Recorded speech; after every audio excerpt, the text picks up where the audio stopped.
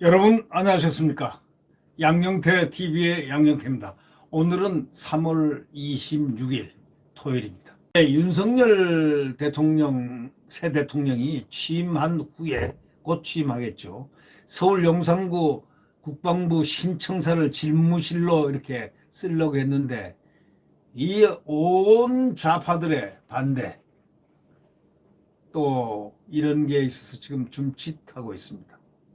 이 정권까지 돈 안 준다, 예비비 안 준다, 그래서 집무실을 옮기려 하는 걸 갖다 못 옮기게 하고 있습니다. 그러니까 윤석열 대통령이, 새 대통령이 취임 후에 국방부 신청사 집무실로 사용하기 전까지는 청와대 벙커로 불리는 소위 국가위기관리센터 이동용 지휘소인 청와대 그 위기관리센터에 들어가지 않고 이동용 지휘소, 이거 누가 만들었냐면 이것도 문재인 대통령이 만들었습니다. 미니버스 크기의 국가 지도 통신 차량을 이용하기로 했습니다. 예. 깨끗하게 하겠다. 청와대는 발을 안 들여놓겠다는 겁니다. 처음 발을 들여놓으면 그 편하고 좋은 곳에 사람이 또 거기에 묻히게 된다. 절대 안 들어간다. 국민에게 약속대로 돌려드리겠다. 아주 훌륭한 문재인 대통령이 그렇게 시도하려 했던, 나는 광화문 대통령이 되겠습니다, 청와대에 나오겠습니다, 국민에게 돌려드리겠습니다. 예. 그리고 뭐라고 그랬습니까? 그리고 광화문에 나와서 퇴근하면 남대문에 들려가지고 저녁 때 시민들과 소주를 한잔 하겠습니다. 로맨티스트라고 생각했죠.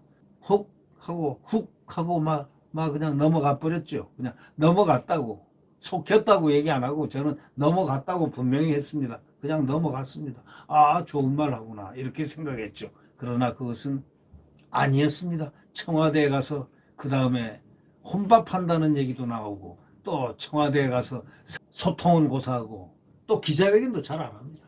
네. 절대 안 합니다. 아주 한 몇 번 했는가요? 아마 가장 기자회견을 안 했던 분으로 아마 손꼽힐 겁니다. 네, 이렇게 그 청와대 자리가 그러니까 옮기겠다 했더니, 자, 옮기려고 했습니다.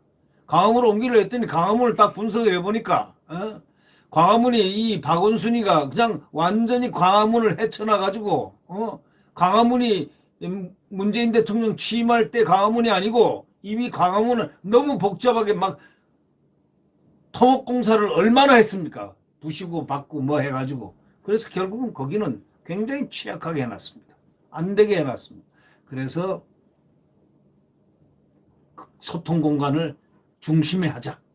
국방부 거기로 있는 대로 예산도 적게 들고, 네, 옮기기로 했습니다. 그런데 예산이 490억 정도 드는 걸 갖다가, 그건 기재부하고 행정안전부, 문재인 정권의 행정부에 있는 기재부, 기획재정부하고 행안부에서 계산을 해가지고 한 390억 든다, 이렇게 계산이 나왔는데 그걸 발표를 하니까 벌떼처럼들 일어나가지고 1조 든다 해가지고 뻥튀기를 했습니다. 그래가지고 윤석열 새 대통령의 청와대를 갖다가 국민에게 내어주는 그 계획을 부시려고 했습니다. 지금도 부시고 있습니다. 그러나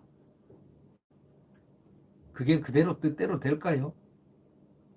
윤석열은 하면 한다는 생각입니다. 그리고 왜냐하면 그 생각이 옳기 때문입니다.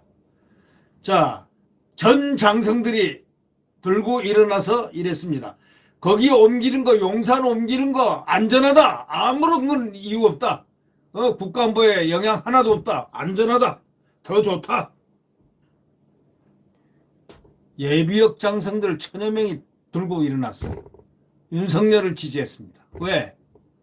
안보 핑계치지 말아요. 안보도 안보하지 않은 사람들이 무슨 갑자기 안보하냐 이런 얘기 아니겠습니까? 그분들이 지금 국가안보 생각했습니까? 그분들이 국가안보 때문에 9.19 군사합의를 하고, 그리고 해양수산부 우리 공무원이 공무원이 사살당해도 말 한마디 안 넣고 그대로 넘어가고 뭐 이런 등등 한두 개입니까?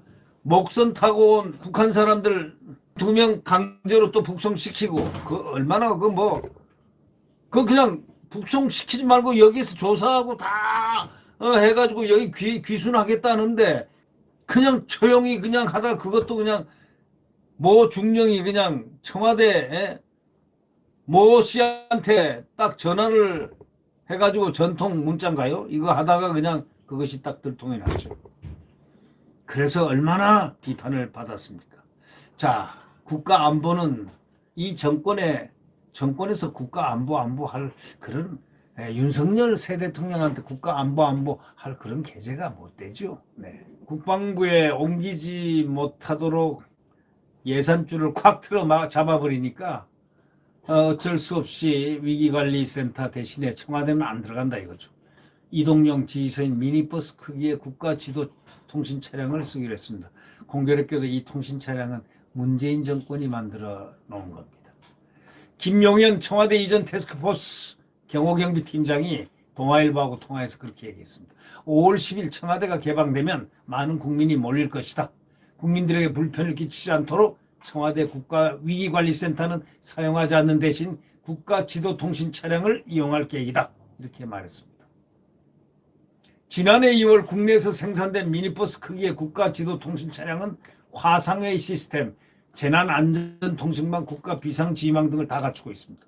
국가안전보장회 NSC 화상회의도 소집할 수 있습니다. 주로 대통령이 지방 일정을 소화할 때나 청와대 밖을 나갈 경우에 이동 간의 그 지휘 공백이 생기지 않기 위해서 제작된 차량입니다. 문재인 정권에서 좋은 거 이거 하나 마련해 놨습니다. 윤석열 새 대통령이 사용을 잘 할 것 같습니다. 네.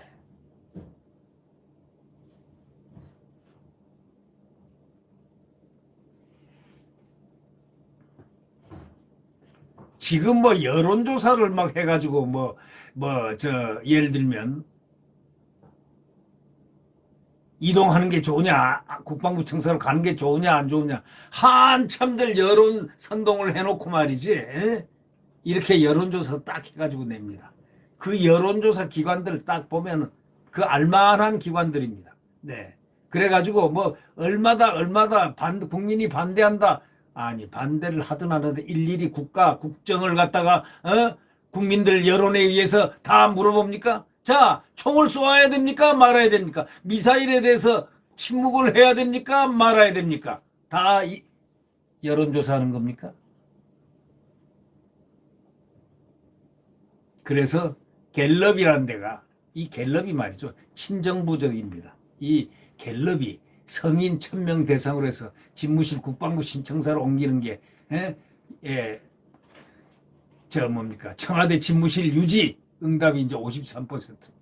용산으로 찬성이 36%다. 이런 걸 일부러 다 내고 있습니다. 그러나 껍벅도 안 합니다. 꾸벅도 안 합니다. 왜? 국민은 이미 청와대에, 안 그랬으면 문재인 대통령이나 누구나 지금 김영삼 대통령 때부터 왜 청와대를 국민에게 돌려주겠다고 합니까? 왜 돌려주겠다고 그렇게 했겠습니까? 그런데 왜 이런 여론조사가 나옵니까? 이런 결과가 나옵니까? 이런 여론조사는요, 귀를 기울일 필요가 없는 그런 여론조사입니다. 저는 그렇게 생각합니다. 네. 네, 구독 버튼과 엄지를 눌러주시면 감사하겠습니다.